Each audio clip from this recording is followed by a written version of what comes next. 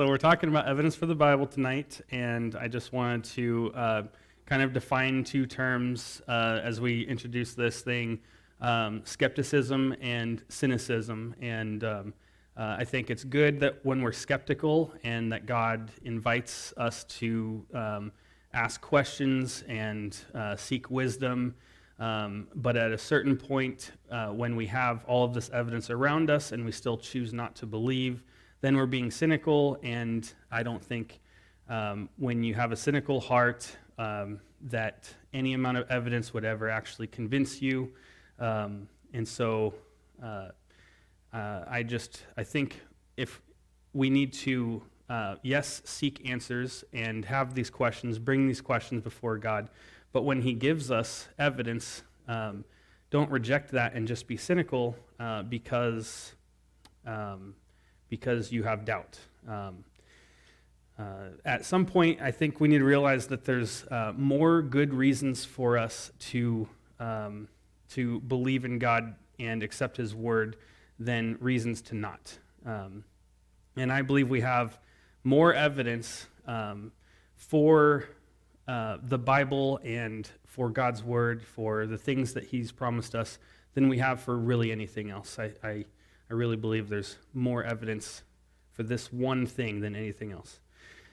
So the big question we would have to answer, whether we're just for our own benefit or if we're talking to an atheist or a skeptic, is we have to answer, is Christianity true? And we have to start somewhere when we start talking about the history of the Bible. And so where I like to start is somewhere that an atheist and a Christian would both agree on, and then build from there. Because we don't need to argue about things that historically an atheist would also affirm, because they would say there's enough evidence for that. So one thing that we can be certain of regarding the Bible is that it's a collection of ancient writings. And then what we do from there is we put it through a series of tests, just like we would any other ancient writings, to see if they are accurate to the originals, accurate to the time. So we test them and see if they're true and reliable. It's not even disputed amongst scholars in the field. There's a consensus that Jesus was a real person, that he really lived. And they would also agree, atheists would agree, that he died, that he was crucified and he died. This is considered a historical fact, not a myth. It's also, so mainly the key is an atheist would, or any scientist, any historical scientist, the majority of them would agree that at the time of Jesus' crucifixion, he was dead. And there's actually a famous atheist historian by the name of Gerd Ludemann, and we may not know that name, but scholars would reference him all the time, so they would know this name. But he said that the death of Jesus at the time of his crucifixion is one of the most reliable facts in all of history. There are very few facts or historical facts that a historian would say is indisputable, but the death of Jesus Christ is one of them. Why are they so sure? Why are we so sure that this actually happened? Because most of the time with ancient history, we would consider ourselves really, really lucky to have one or maybe two sources, or reliable sources, to confirm a fact. And yet with the death of Jesus, we not only have multiple of early sources from the first century contained within the New Testament, but we also have 5 reliable ancient sources from outside the Bible. Enemies of Jesus were Christianity. People like Josephus, who was an ex-Pharisee who turned into a Roman historian. Tacitus, which is another Roman historian. Mara bar Serapion, fun name there, who's a Roman philosopher. Lucian, who's a Greek satirist, and even the Jewish Talmud. All of these sources have confirmed historically that Jesus died when he was crucified. And the reason this is so good of a source is because even the enemies of Jesus are making these claims. So an enemy is not going to affirm something that is made up or a myth. They're just writing things down as they saw them, and they're just writing down history. So if it's accepted that Jesus was really dead, then the next thing we got to prove is that Jesus was resurrected. We have extremely early reports that Jesus rose from the dead that date to immediately after Jesus' death. Why is that important? Because the skeptical mind might think, well, it was like a legend that came out of the story of Jesus. But the problem is, legends take a really long time to establish. Oftentimes, it's hundreds of years after a person is dead and gone, or events have happened, that legends form. And there's some scholars that did some study on this, and they said that it takes more than 4 generations for a legend to form, at minimum. We have preserved for us a copy of the Apostles' Creed, which contains the essence of what Christians believe, like Christ died for our sins and he rose again. And in it is listed the names of certain eyewitnesses to Jesus' resurrection, many of whom were opponents or skeptics of Jesus. And the creed is developed immediately after Jesus was resurrected. Paul wrote 1 Corinthians about 22 to 25 years after Jesus' death and resurrection, and it contains the creed in chapter 15. In the letter, he mentions that he already told them about these things, that he's just restating things that have already been said. If we stopped there, 22 to 25 years, that would be really impressive by historical standards, but it gets even better. For context, the accounts of Alexander the Great were written 400 years after the fact, and those accounts are accepted as very reliable by historians. So 1 to 3 years after Jesus' death, Saul is on the road to Damascus, and after his encounter with Jesus and his healing, he enters the city, and historians think that this is where he met up with the disciples and they gave him this creed. But some would argue, this creed that he later wrote in Corinthians, but some scholars would argue, no, it was 3 years later when Paul goes to Jerusalem and he meets with 2 eyewitnesses of the resurrection for 15 days who are named in the creed, Peter and James. This 15-day period is described as a investigative inquiry where the apostles were all checking each other out, asking each other questions, trying to find out what did God do in your life, what did he do in yours, so just checking each other out. But either way, this means that 1 to 6 years after the death of Jesus, this creed is already in existence, which means the beliefs in the creed existed earlier. This is just when it was written down. The point is, there's no time gap. There's no more than 4 generations between the death of Jesus, the resurrection of Jesus, and a legend being formed. So we've established that the death of Jesus is not disputed among the consensus of scholars, and that the idea of Jesus' resurrection did not happen because of a legend or myth being formed. But what evidence do we have that Jesus was resurrected?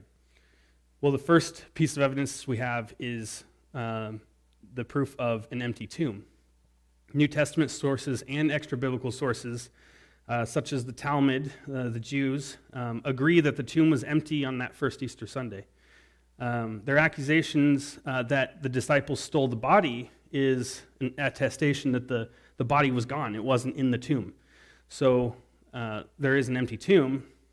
The argument is how the tomb got empty. And some skeptics think the tomb was empty because Romans didn't allow their crucified victims to be buried. But if you read the Digesta, which is a summary of the Roman laws and procedures, you find that they did allow some crucifixions to be buried. And not only that, but we found remains at Jerusalem in 1968 showing that crucifixion victims were indeed buried. Those remains I'll talk about later, but how did the tomb get empty? The Jews claim the disciples stole the body, but that doesn't make any sense because they had no means to steal the body. They had no motive, and they didn't have any opportunity. When Jesus was crucified, the disciples had a crisis of faith. As far as they knew, the whole movement was a failure, and they all scattered. They thought Jesus failed because they thought he was going to implement a literal physical rule on earth. So they're thinking it's all ruined. It's not until the resurrection that we see these disciples develop a fervent faith that they're willing to suffer and die for. And not only followers of Jesus from before he died, but those who were violently opposed to him, like Saul, who was literally on his way to kill Christians, and James, Jesus' brother, who rejected him until the resurrection. And these people, they had such a radical change, they literally turned on a dime. They didn't just start following Christ, they went to the point of martyrdom to defend that belief. That is a huge testimony to the resurrection actually happening. If an enemy from when Jesus was alive, even after he had been killed, turned and went to martyrdom for that belief, that's evidence.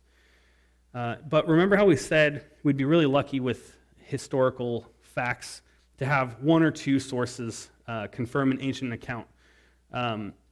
Between the sources inside and outside the Bible, we have 9 sources that confirm the account of the resurrection.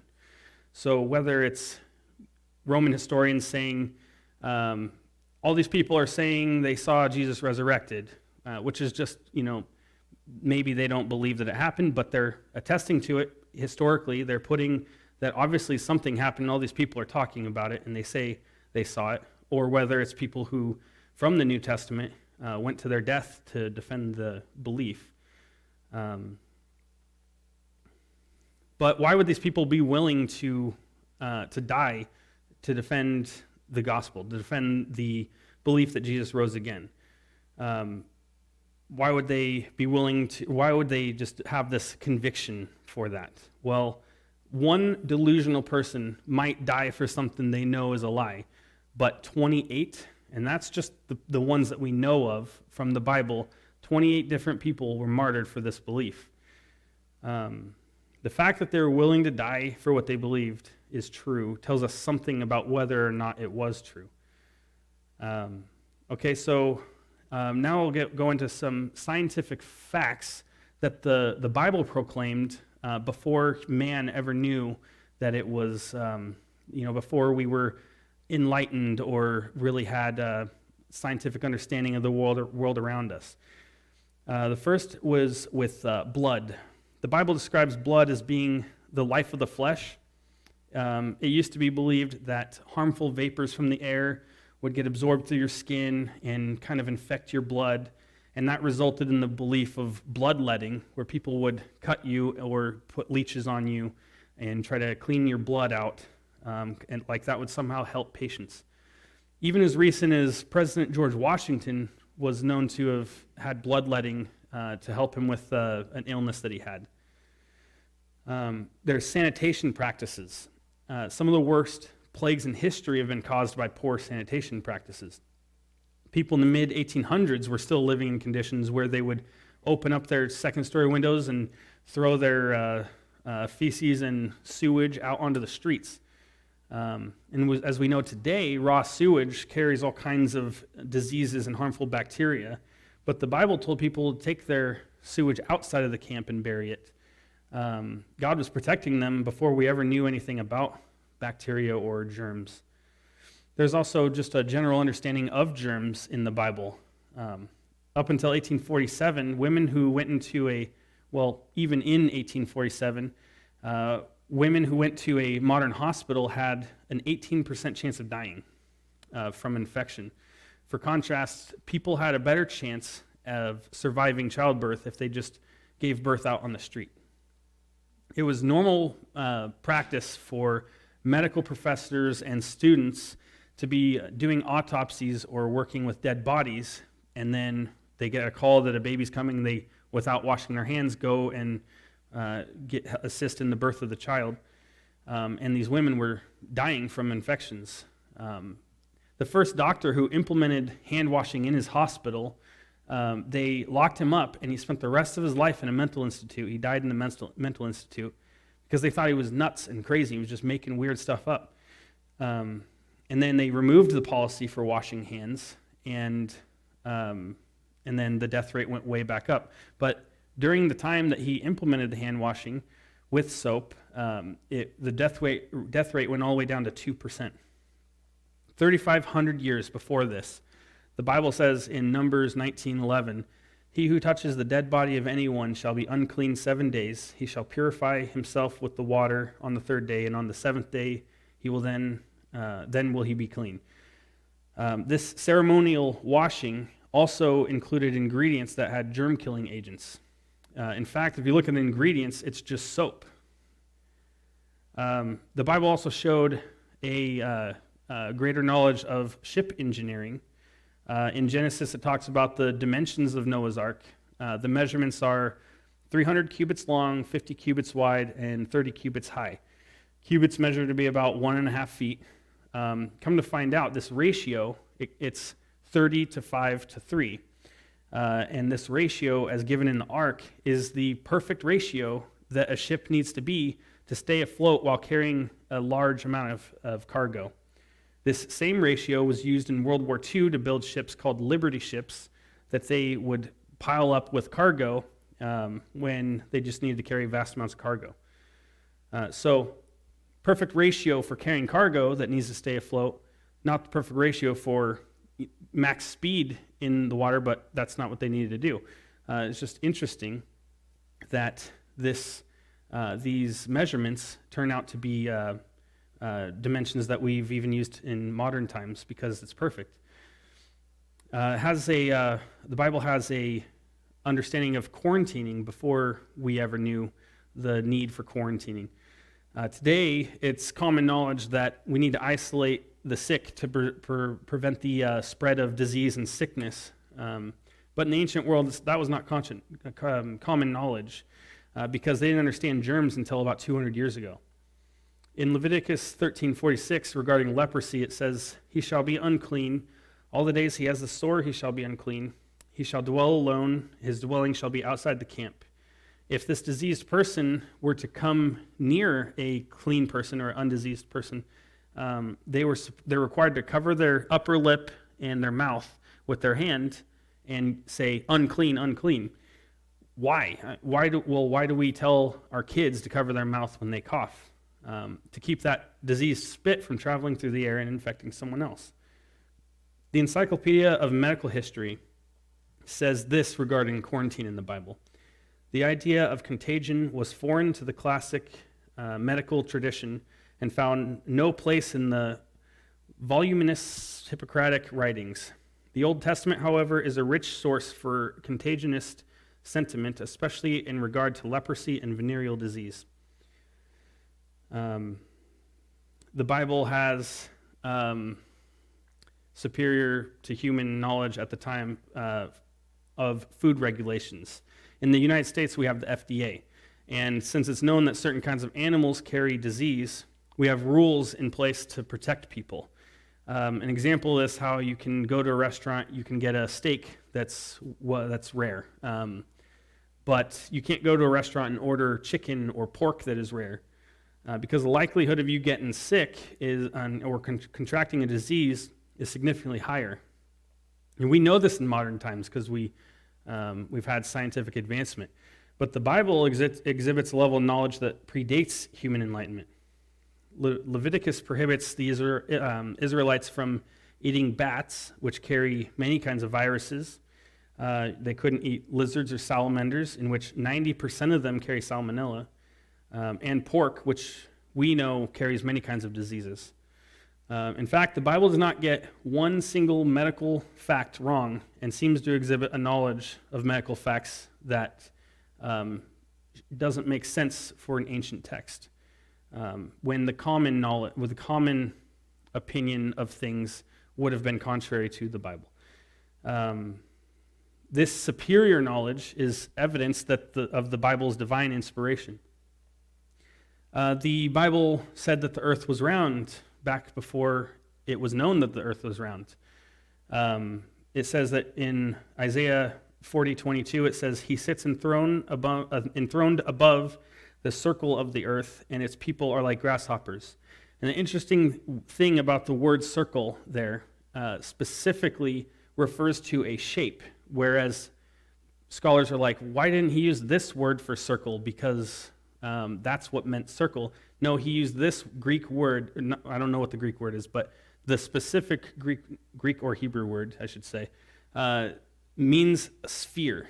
And so that's just really interesting that he used a unique word to specifically refer to a shape.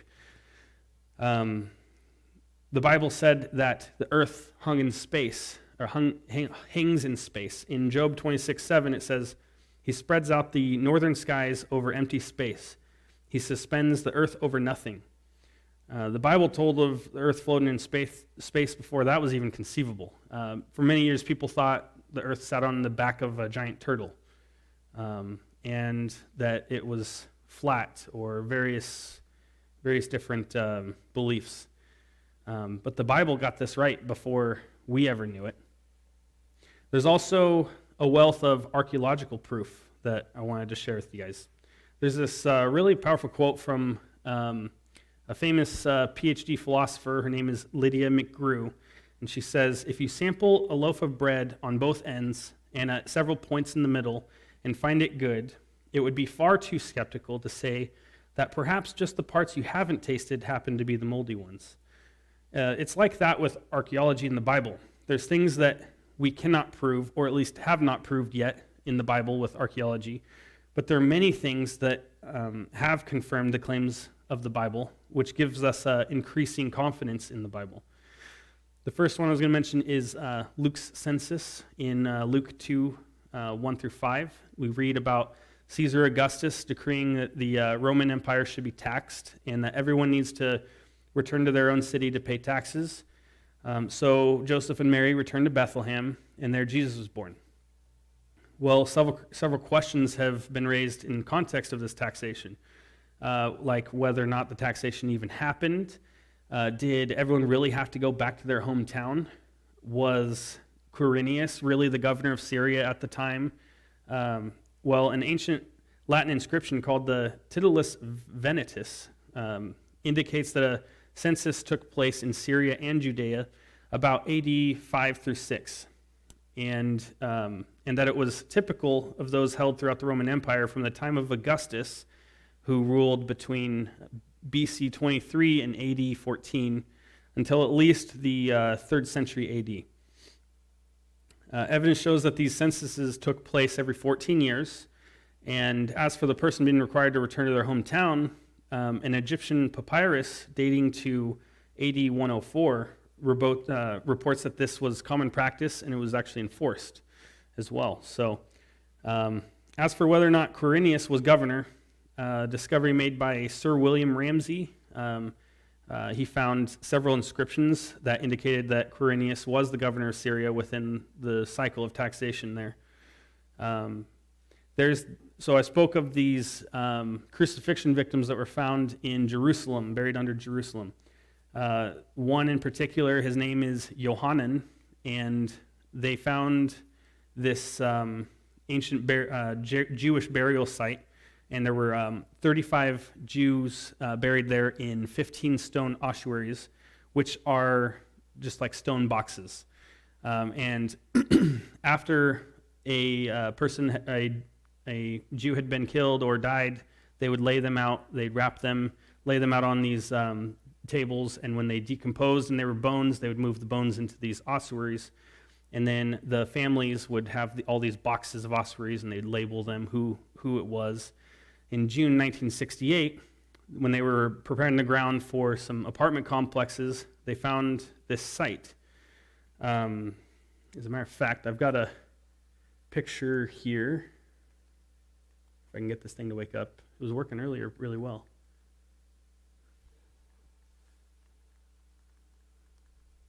Well, now it's not. Sorry. It's on. Well, I've got a picture of the ankle bones. It's still got the nail in it. Jason's trying to fix it real quick.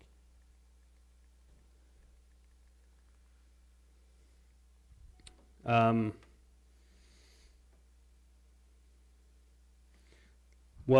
archaeologist by the name of Vasilius Zafaris found that these Jews had probably died around 80, 70, and during the Jewish uprising against Rome. And many of them had died from violent deaths. Some still had arrows sticking in them. Some still had the nails from the crucifixion in them. Johanan, he was about 5'7". Keep trying it. And he was about 24 to 28 years old. He had a cleft palate, and he was a victim of crucifixion. In his heels, horizontally, there was a 7-inch long nail that was still in his heel bones when he was buried. And that indicates the direction that his legs were twisted when they nailed his feet to the cross. The nail still had olive wood tree attached to it, and the end of the nail was bent backwards towards the head, either because of a knot in the wood or purposefully to keep the nail from coming back out. Nails had also been driven between the radius and ulna bones in the lower arm, and the radius bone had been scratched and worn smooth due to repeated friction caused by the victim pulling himself up so he could breathe and then sinking back down in rest. The lower legs were broken by common blows, and then the legs were sawed off at a later time. This is consistent with the Roman crucifixion process of John 19. Jason, do you know what's going on with this thing?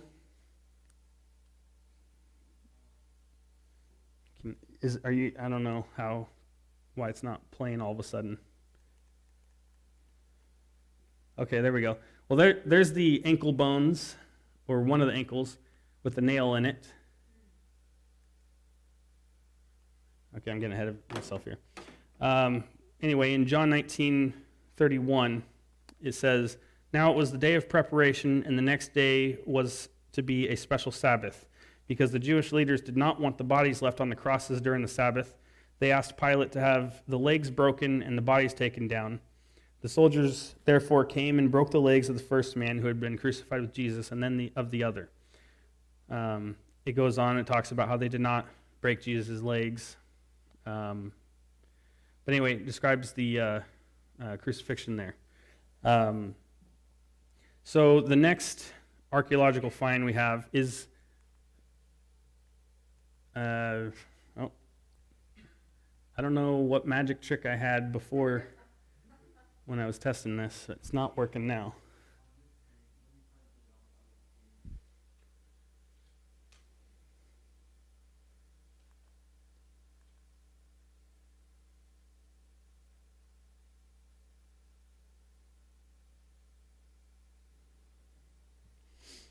Well, the next find is called the Nazareth Decree. And in 1878, they found it, and it's a marble slab measuring about 15 inches by 24 inches. Oh, okay, so now I'll go back. Now it's working, thank you. There it is. Okay, and the picture's kind of stretched it out. It's actually taller. It's not as wide, but it's 15 inches by 24 inches. It was discovered at Nazareth, and it describes itself as the ordinance of Caesar.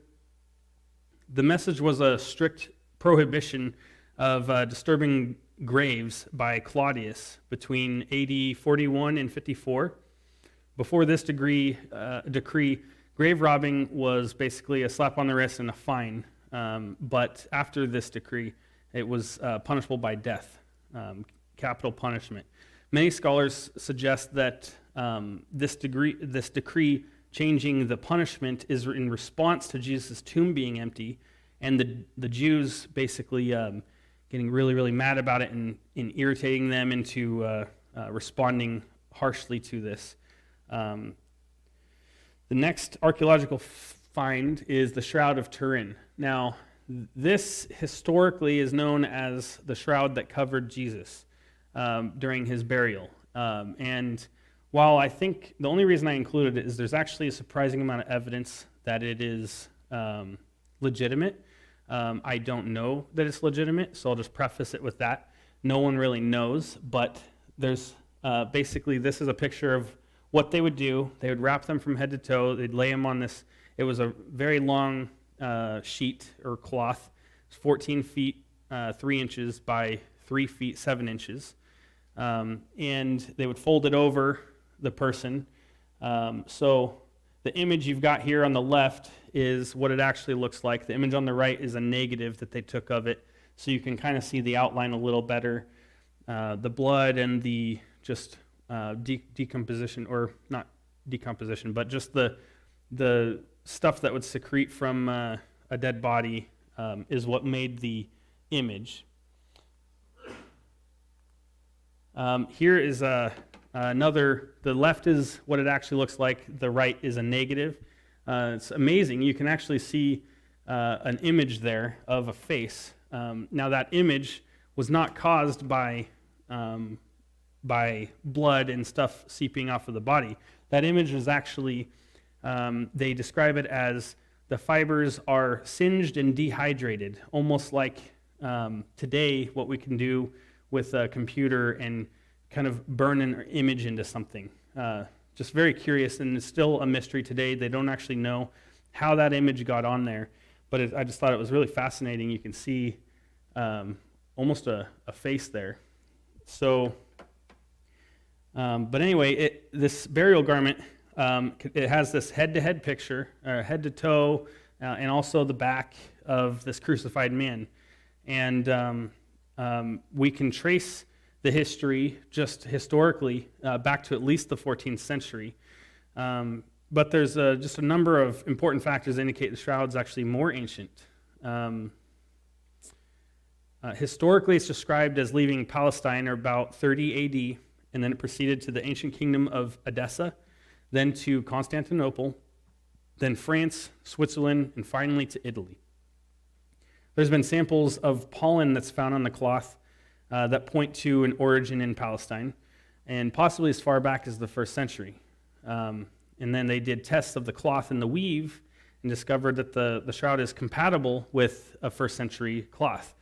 Basically, it's not made of any materials they didn't have access to. It's made with the same kind of weave that they would have done back then.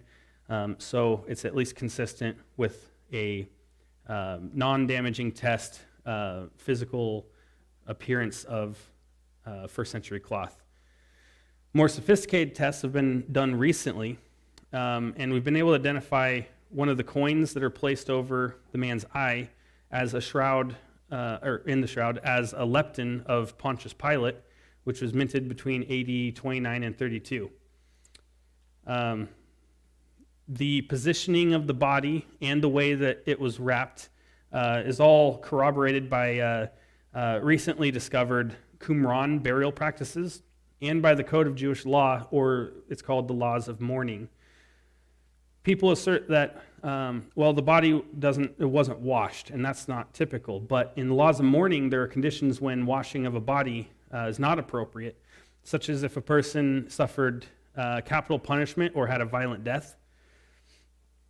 In the Gospels, it's recorded that Jesus went through a hasty burial, and the women later planned to return to finish the process. We find this in Luke 23:54. It says, "It was preparation day, and the Sabbath was about to begin. The women who had come with Jesus from Galilee followed Joseph and saw the tomb and how his body was laid in it. Then they went home and prepared spices and perfumes, but they rested on the Sabbath in obedience to the commandment." It goes on in the next chapter just describing how they intended to come back after the Sabbath and consecrate the body. There's actually another indication of this in Mark 15:42 and in Mark 16:1 through 3. The shroud has continued to have some really, really intense and ongoing scientific investigation. They say this is the most tested and controversial cloth in all of history. Ever since 1978, they've been doing some scientific tests on this thing. It's been determined that the bloodstains are real blood. They're not caused by paint, dye, powder, or any other foreign substance being added to the cloth. And the image, I mentioned it's like it's singed on there. It's composed of oxidized, dehydrated fibers. And they compare it similar to the effects of a scorch. But again, they don't know how it was caused. The image has other characteristics such as being three-dimensional. So, if this was something that someone was painting on, it would be two-dimensional. This is three-dimensional, as if it was wrapped around his face. A scientific team of pathologists and medical doctors determined that the man was crucified and dead, and the body was in a state of rigor mortis. I have no idea how they can tell that from a picture, but they made these medical claims, and these are not Christians either. The injuries were also consistent with the accounts of what happened to Jesus in the gospel reports, which is really significant because many unnatural things were done to Jesus, and these same types of things were done to the man on the shroud. The man suffered a series of punctures through the scalp. He had serious bruising on his face, horrible whipping. Over 100 wounds have been counted on the shroud. Abrasions on both shoulders from a rough, heavy object.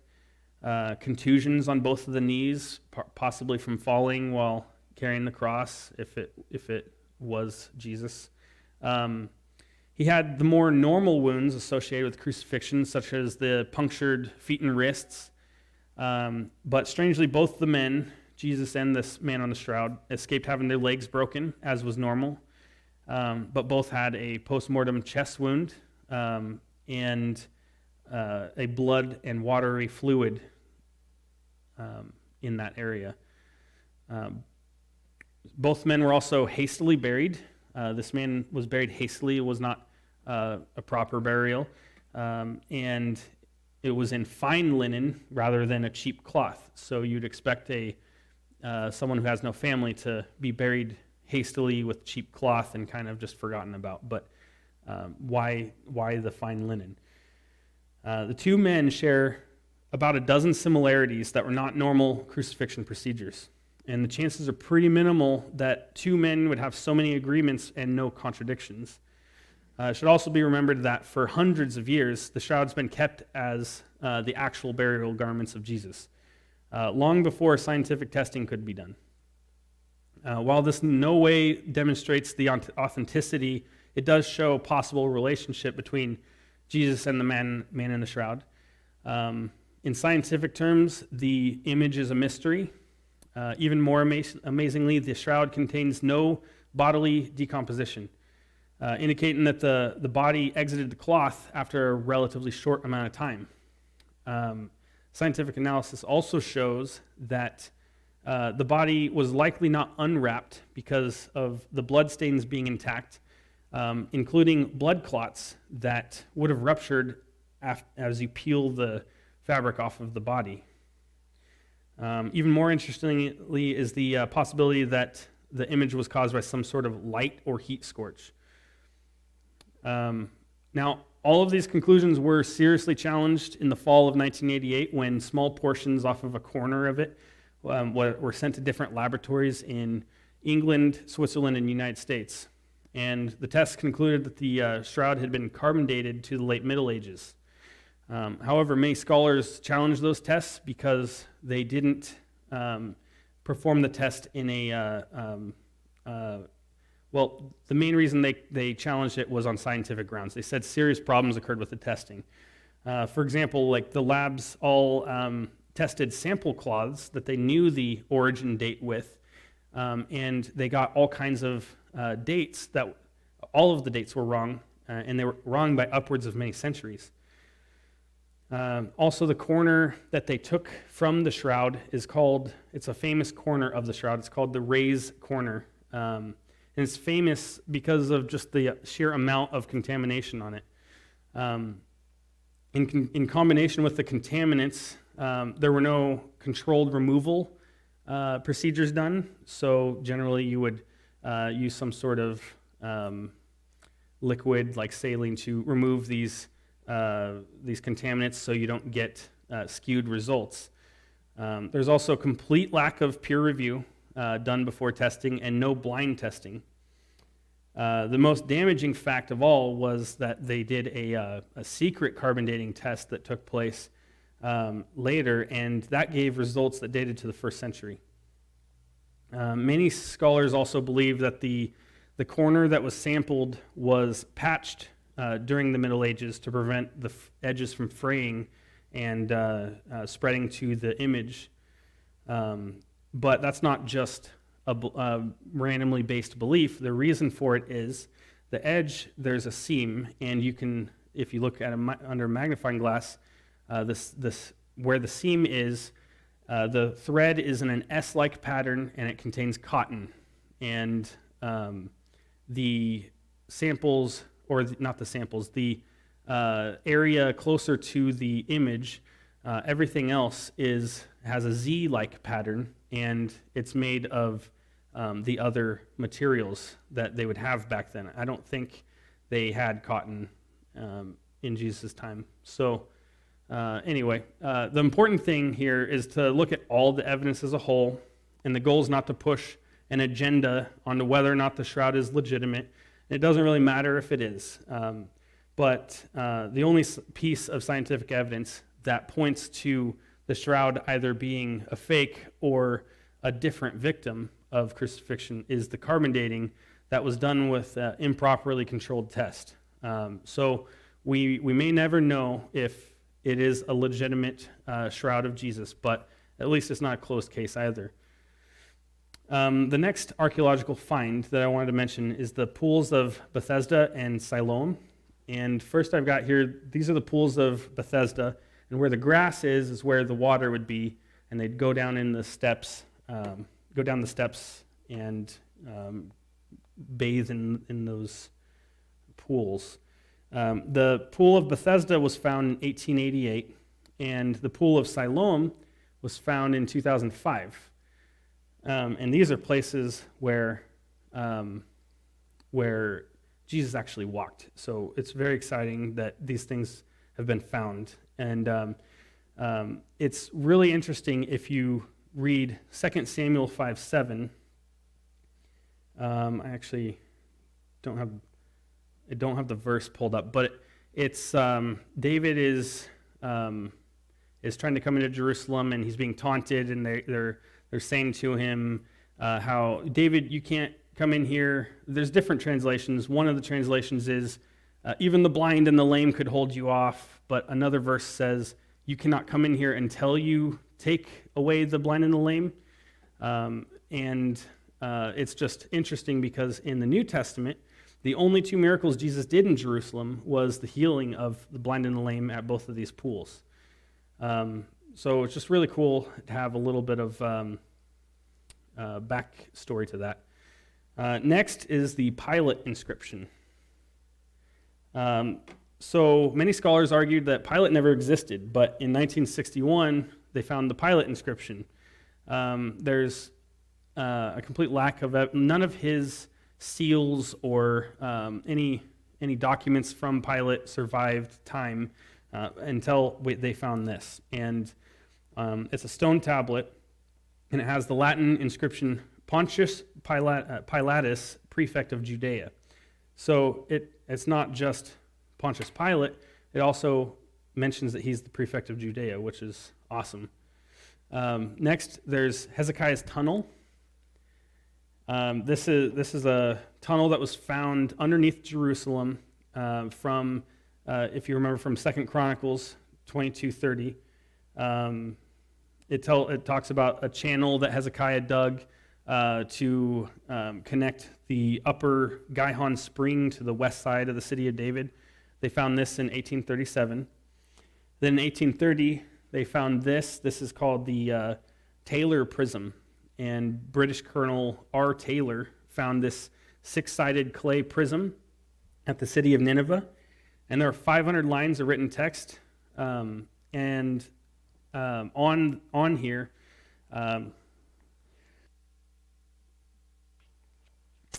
here, the king Sennacherib, who was king of Assyria between 720 BC and 683 BC, is on here, and it describes how this king laid siege to Hezekiah, exactly as it's described in 2 Chronicles 32, which says, "After all that Hezekiah had so faithfully done, Sennacherib, king of Assyria, came and invaded Judah.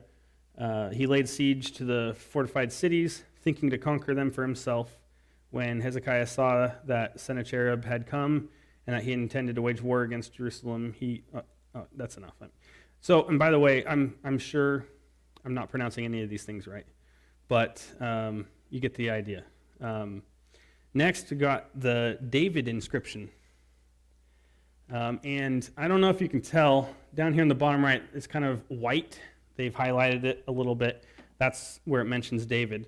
And before this, many scholars thought David was just a myth from the Jews because the stories surrounding him are pretty amazing, and there was a lack of archaeological evidence supporting that he ever existed.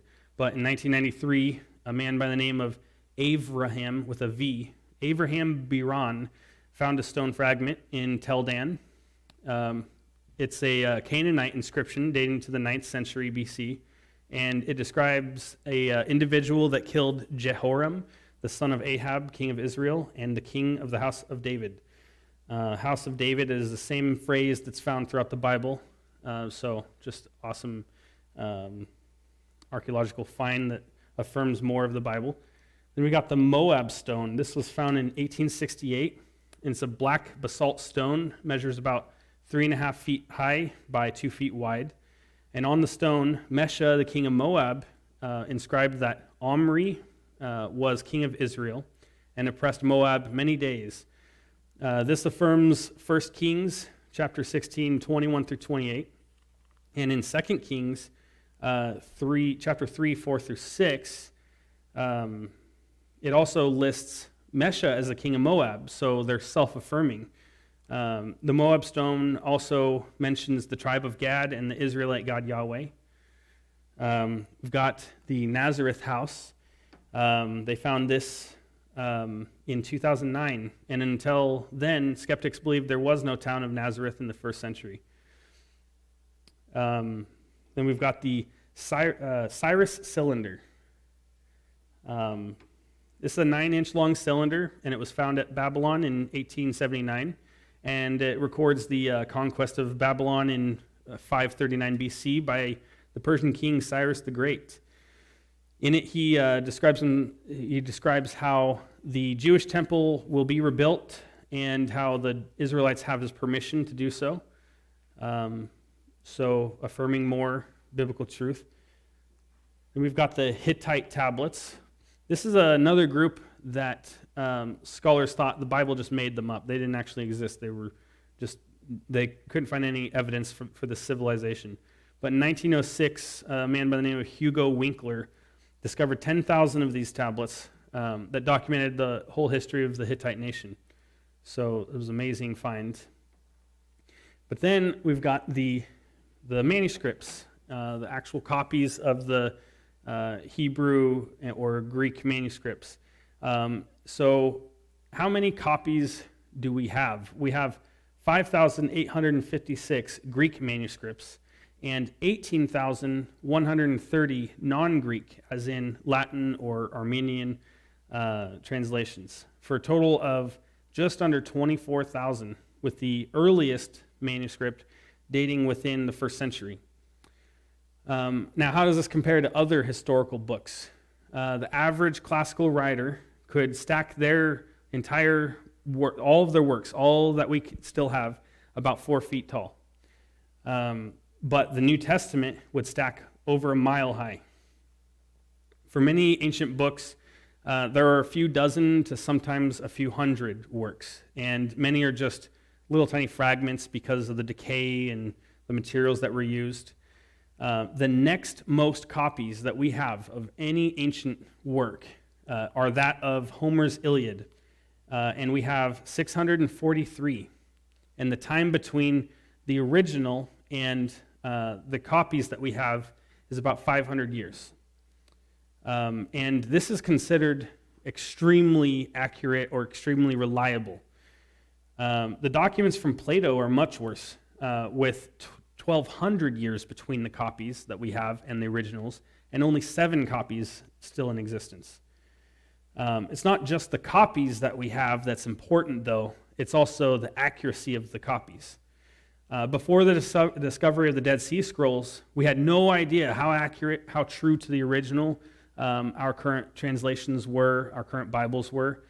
And not only that, but the Bible historically had been hand-translated, so lots of human error could go into it. People get lazy. They maybe use contractions or whatever. They misspell things with mistakes.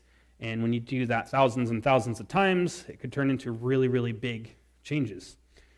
Not to mention, it had also been translated between all these different languages throughout history. So we take today's Bible in English and we compare it to those Dead Sea Scrolls. And what we find is the Bible is 99.5% accurate to the originals. And that 0.5% is just things like the spelling of some names or a misplaced word in like a random word. So nothing that actually changes the meaning of anything, just insignificant things.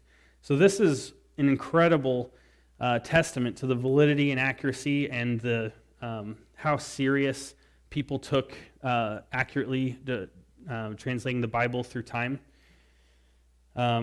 It truly has been preserved through the ultimate test, which is time. No one has any control past their lifetime of whether or not this document is going to persist. The only person who does is God, and if God protects it, He's in control of it for all time. We can only be in control of it while we are on this earth. So it's just really, really a great testament to the divine protection that has been placed over the Bible throughout time.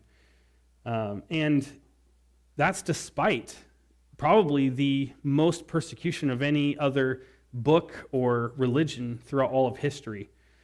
And the Bible stood alone as the one text that has survived. Now, all of these things that I talked about, this is not an exhaustive list. It's basically all that I could fit in to a short time. I have an hour and try to get the best stuff I can out to you guys. But I didn't even talk tonight about prophecy at all. And prophecy is really important because if we can prove that someone said something and then it happened after they said it, then that's an amazing evidence. So what I plan to do is at some point do an entire night just on prophecy, because I feel like that's all this evidence is great for just reaffirming the stuff we already believe, but the best evidence of all, in my opinion, is prophecy. But I will need a whole night just to go through different prophecies that have been fulfilled through Jesus or just throughout the Bible. Now, it's just been an hour, and I've already kind of laid out this mountain of evidence that we have. And that's why I think it actually takes more faith for someone to be an atheist, to remain an atheist, than to believe in Jesus. So we could see all this evidence, but we have to believe and receive the free gift that God offers us. And I've heard skeptics and atheists say things like, if God wanted to prove his existence to me, then why didn't he appear today where we have cameras and we could record it, and then I'd be convinced.